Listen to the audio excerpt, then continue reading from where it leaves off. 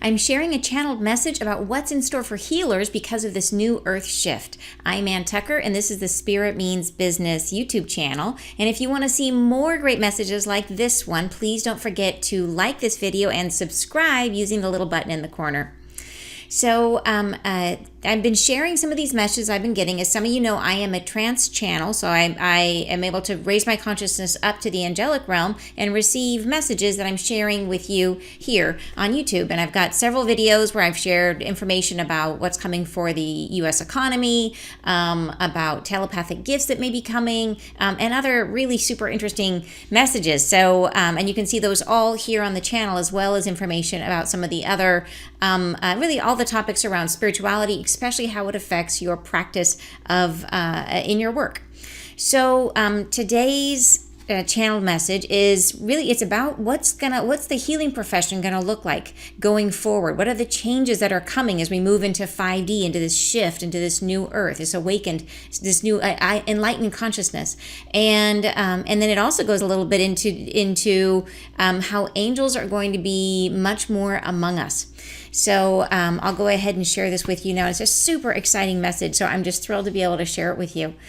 So what they say, and I mentioned this in other videos, but just so you know, so my process is, in terms of connecting, is to go into a deep meditative state and then to raise my awareness up as high as I can. I go sort of visually and mentally raise my awareness higher, and then a little bit higher until I feel my head sort of going through, almost like going through a layer where it feels like my head is at the bottom of a swimming pool, where there's this intense pressure, and that's where I start to receive these messages.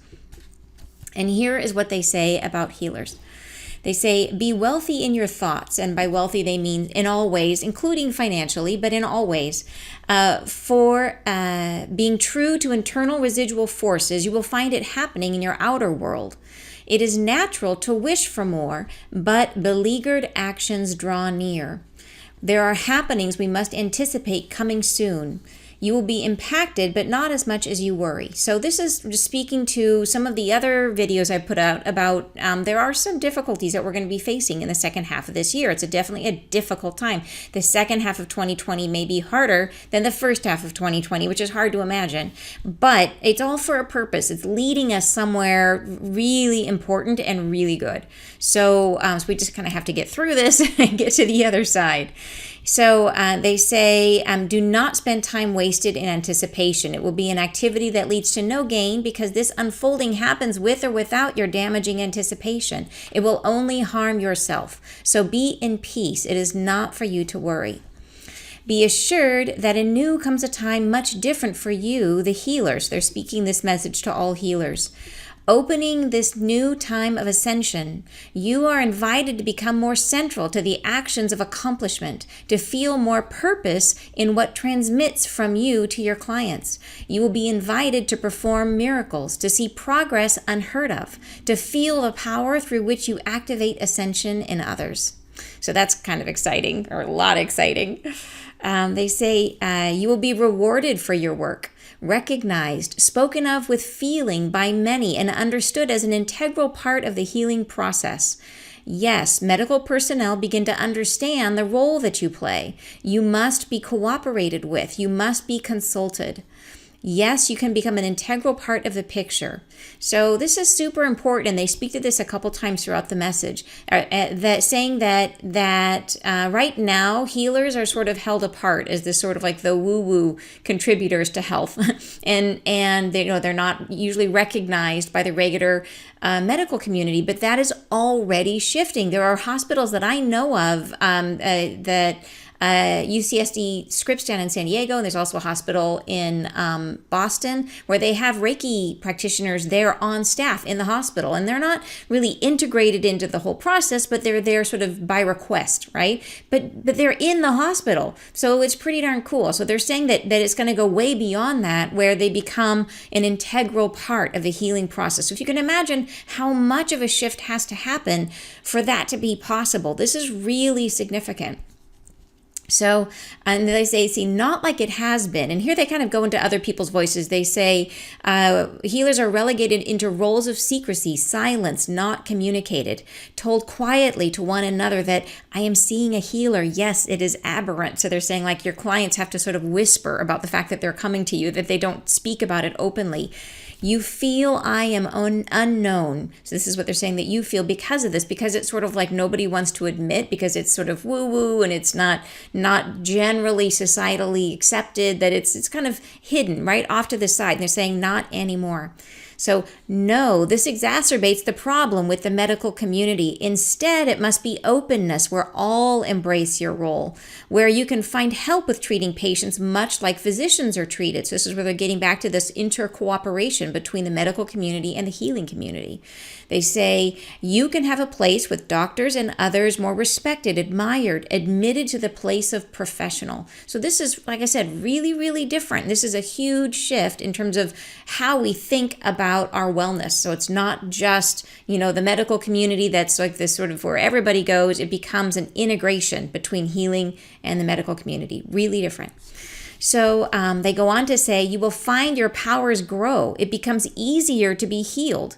Others will begin to feel the power that flows through you. Their sense will confirm your work. They will feel more certain of your effectiveness. This emboldens them to speak more openly. So this is sort of how they talk about the process. How do we get there, right? How do we make this giant conceptual leap in terms of healing being off to the side to healing being brought in and recognized? And it starts with this. It starts with people starting to become where they can't deny it anymore, where it becomes really obvious that this is working. And so they feel much more emboldened about being willing to share it.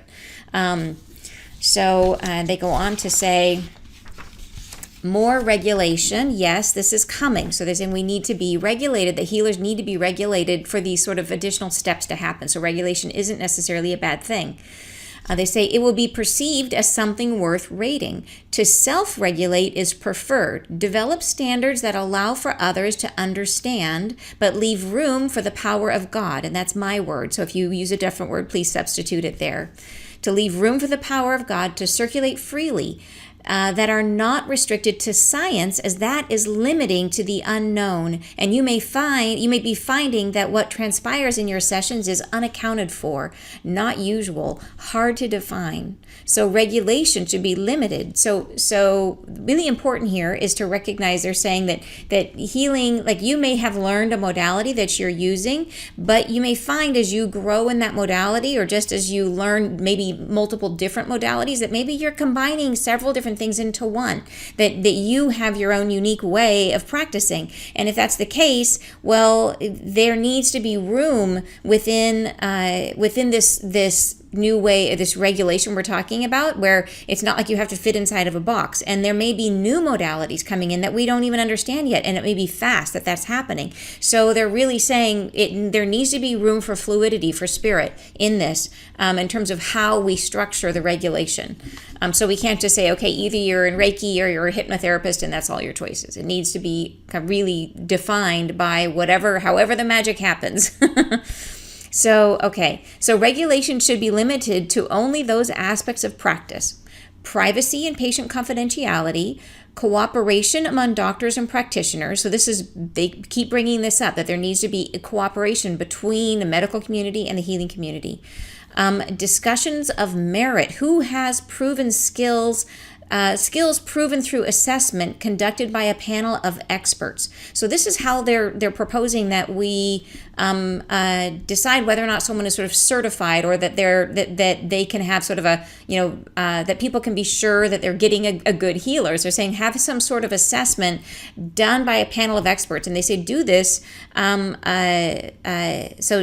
So they say, yes, fluid, open, leaving room for diversion into new approaches. So that's really the goal of having this panel of experts, is to leave room in the assessment for diversion into new approaches, to make it so that each person can be assessed by others who will be able to recognize what's going on, who maybe are already practicing healers themselves, who have experience with many different modalities, right? So that there can be space for new modalities that come in. They go on to say regulation may include ways to accomplish insurance for practitioners to receive regular income from patients. This is all possible and can be supported. So I think that's super exciting for healers, because that's one of the biggest obstacles I think a lot of healers have found, is that people are not accustomed to having to pay for their own wellness out of their own pocket.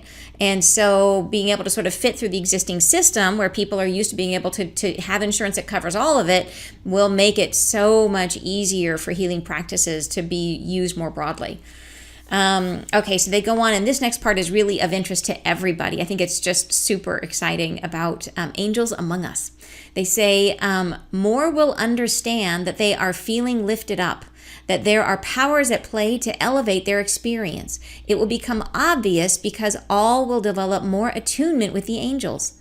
We will be present among many beings, circulating, helping, and they will feel the vibration. So it will be just as you would assume. They will arrive at an understanding of us because they will feel our presence.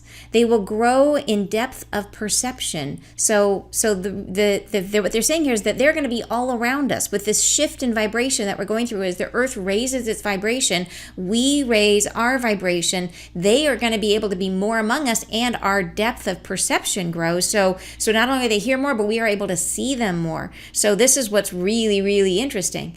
So they say, we will be near. They will wish to have more perception, to be lifted more, to have sublime experience. So it's sort of like once you get a little taste of it, once they realize this is real, right? Once people start to be able to see for themselves or experience for themselves, have their own, whether it be a physical experience or a visual experience or whatever it is, once they see angels or they're aware that they're there, well, what sort of questions does that bring up for people, right? They're going to want to know more, right? It's going to really open up just a flood of inquiry and excitement all around this.